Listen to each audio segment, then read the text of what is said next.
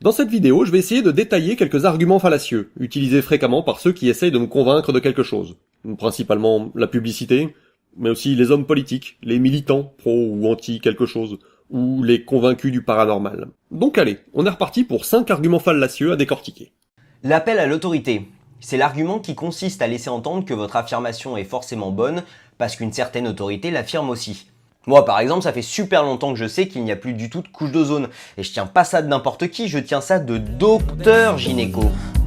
Il y a plus de couche d'ozone et les seins des meufs sont en silicone. Et c'est parfois un argument tout à fait valide si la personnalité est véritablement un expert sur le sujet en question, et s'il est en mesure de montrer les preuves et les arguments qui l'ont mené à dire ça. Mais ça devient un argument fallacieux si l'expert en question n'est pas vraiment un expert du sujet en question. Soit qu'on essaye de le faire passer pour un expert, soit qu'il soit réellement un expert du sujet A, mais que là, dans cette conversation, il est question du sujet B. Et dans quel cas, il n'y a pas de raison de penser qu'il s'y connaisse mieux qu'un autre. Donc Doc, il y a une couche d'ozone jusqu'à que tu puisses démontrer le contraire. Cet argument est un grand classique de la publicité. Je l'appelle l'effet blouse blanche. Comme la plupart des experts, faites confiance aux brosses à dents machin truc. Vous voulez être comme moi, Michael Jordan? Mangez les céréales machin truc. Lui, quand il me parle de basket, je l'écoute avec attention, je l'admire beaucoup. Mais s'il me parle de mes céréales de petit-déj, son avis ne vaut pas plus que celui de ma tante Gudule. On a là un exemple d'argument d'autorité fallacieux, car il utilise un domaine d'expertise différent, le basket, juste pour me vendre un produit qui n'a rien à voir, des céréales.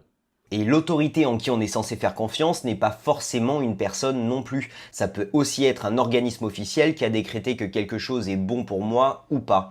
Ou même un texte sacré qu'on brandit comme une référence à suivre. L'appel à la popularité. C'est l'argument qui consiste à laisser entendre que votre affirmation est forcément bonne parce que plein de gens sont d'accord avec ça. Donc je pourrais donner un exemple, des centaines de personnes ont dit avoir un don de télépathie, donc il doit bien y avoir au moins une personne dans l'eau qui a vraiment ces pouvoirs. Un deuxième exemple qui convient mieux au peuple français, si autant de monde utilise l'homéopathie en France, c'est bien que ça marche. Ben justement, pas forcément.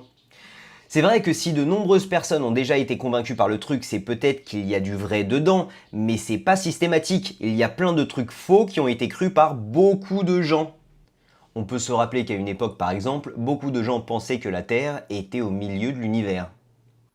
Encore une fois, la publicité est une source infinie d'arguments biaisés. Genre, on se lève tous pour machin truc, ou encore... Et comme plus de 2000 crèches les utilisent déjà, vous pouvez être sûr de leur qualité et du prix. Oui, mais si jamais les crèches qui l'utilisent déjà se sont laissées convaincre par cet argument, ça se mord la queue. Se baser sur l'avis majoritaire des gens pour croire ou pas croire un truc, c'est souvent le meilleur moyen de se planter. Hey, you want it?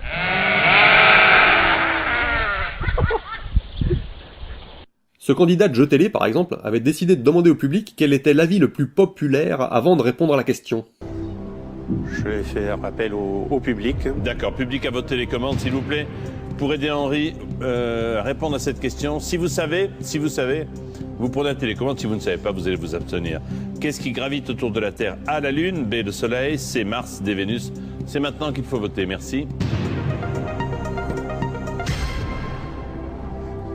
56% pensent que le Soleil gravite autour de la Terre.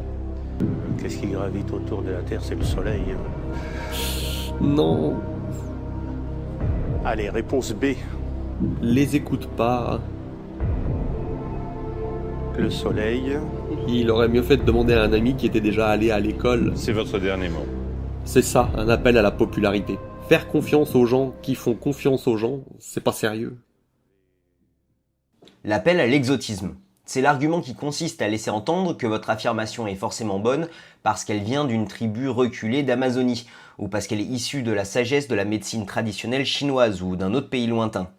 Moi par exemple, un chaman russe m'a dit que boire un grand verre de pisse tous les matins pouvait lutter contre la chute de cheveux. En plus, c'est naturel.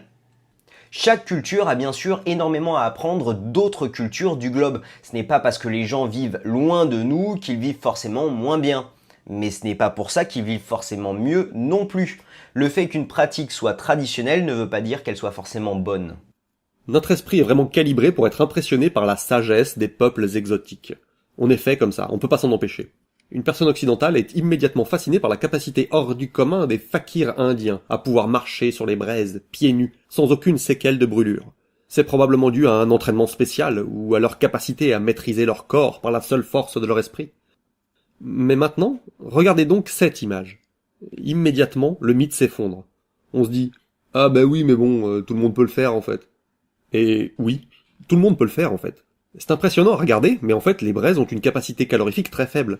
Ce genre d'exercice est très souvent utilisé dans les stages de développement et de confiance en soi. Il faut juste pas s'arrêter, avoir les pieds pas trop secs, et surtout faire gaffe à ne pas se coincer une braise entre les doigts de pied. Mais sinon, ça va, ça se fait. Je l'ai fait moi. Moi j'adore ces genres de trucs qui ont l'air paranormal, mais qui en fait sont tout à fait faisables. L'appel à la nature. L'appel à la nature est le fait de dire que quelque chose est bon parce que c'est naturel. Donc c'est vrai que ce qui est naturel a une connotation plutôt positive dans notre société. Beaucoup d'entreprises utilisent ce principe pour promouvoir leurs produits. Mais on peut penser notamment à la vague de produits bio ou à la médecine par les plantes. On peut d'ailleurs voir que même si l'homéopathie n'a pas spécialement grand chose à voir avec les plantes, leur stratégie de communication essaye de faire ce lien entre l'homéopathie et le naturel. Regardez, si je tape homéopathie sur Google Images, voilà ce qui sort. En tout cas, il y a quand même du vrai dans cet argument, il se peut que quelque chose soit naturel et bon pour nous, mais ça n'est pas forcément automatique.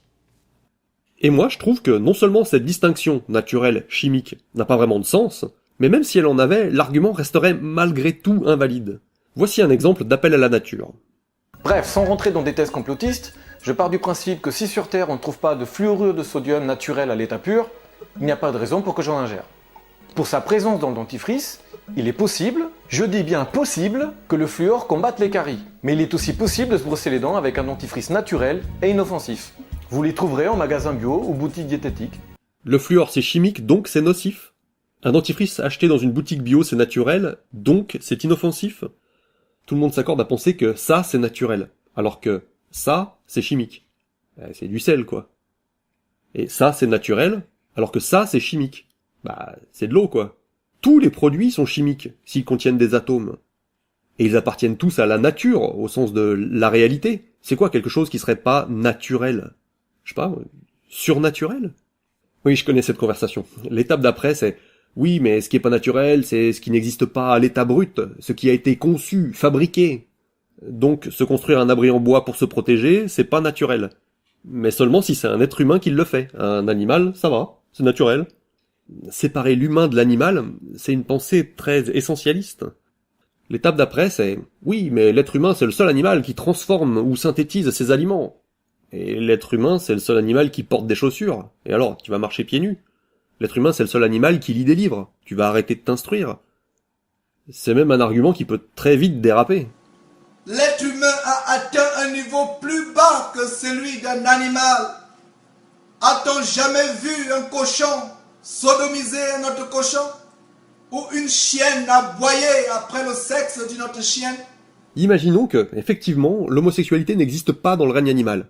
Ce qui est faux, hein, mais imaginons. Et alors, ce serait pas naturel? Et pourquoi faudrait-il interdire tout ce qui est pas naturel? L'appel à l'ancienneté. L'appel à l'ancienneté est le juste milieu entre l'appel à l'autorité et l'appel à la tradition. C'est le fait de dire que quelque chose est vrai parce que ça vient d'une sagesse ou d'un savoir-faire ancien. C'est fallacieux parce qu'il n'y a absolument aucune corrélation entre le fait d'être vieux et le fait de dire des choses intelligentes. Ça arrive pourtant souvent qu'une bonne idée soit vieille. Nos ancêtres étaient pas bêtes non plus. Il y a plein de produits qui sont très bons et qu'on utilise depuis très longtemps. Mais ce n'est pas systématique. Il y a aussi plein d'idées qui sont très vieilles mais qui sont très nulles. Par exemple la saignée. Et il y a plein de produits qu'on utilise depuis très longtemps et qui ne sont en fait pas bons du tout. Par exemple l'amiante dans les isolations. Cet argument est surutilisé en publicité. Depuis 1760. De nombreuses marques l'utilisent pour laisser entendre que, vu que son produit est commercialisé depuis longtemps, il est forcément de qualité. Et bien sûr, tous ces arguments peuvent être mélangés en différents dosages pour atteindre la recette publicitaire parfaite. La limonade machin truc est une véritable limonade traditionnelle, produite en Corse, dont la recette, à base de sucre de canne et d'extrait naturel d'agrumes, est appréciée depuis 1960. La limonade machin truc, c'est le goût authentique de la limonade à l'ancienne, préférée par tous les connaisseurs. Cette limonade est probablement très bonne, c'est pas la question, mais Le fait que l'entreprise existe depuis 50 ans n'est en rien une garantie de la qualité du produit. Le fait qu'elle soit traditionnelle de la région, quand bien même, c'est juste de la limonade. Le fait que les molécules d'arômes soient des extraits naturels ou bien artificiels, peu importe, une molécule c'est une molécule. Le fait qu'elle soit à l'ancienne ne devrait pas compter dans mon impulsion d'achat. Moi ça m'arrive d'aimer des trucs nouveaux aussi. Et le fait qu'elle soit la préférée de tous les connaisseurs, je pense que vous venez juste de l'inventer ça. À mon avis, vous avez pas fait de stats là-dessus. Hein. Tous ces arguments fallacieux qu'on vient de développer, c'est une composante essentielle de la discipline qui s'appelle la pensée critique, ou la zététique. L'objectif est de chercher à définir une méthode intellectuelle capable de trier le vrai et le faux parmi les affirmations extraordinaires. Trier la vérité et le mensonge parmi le flot d'infos quotidiens qui déferlent sur moi tous les jours.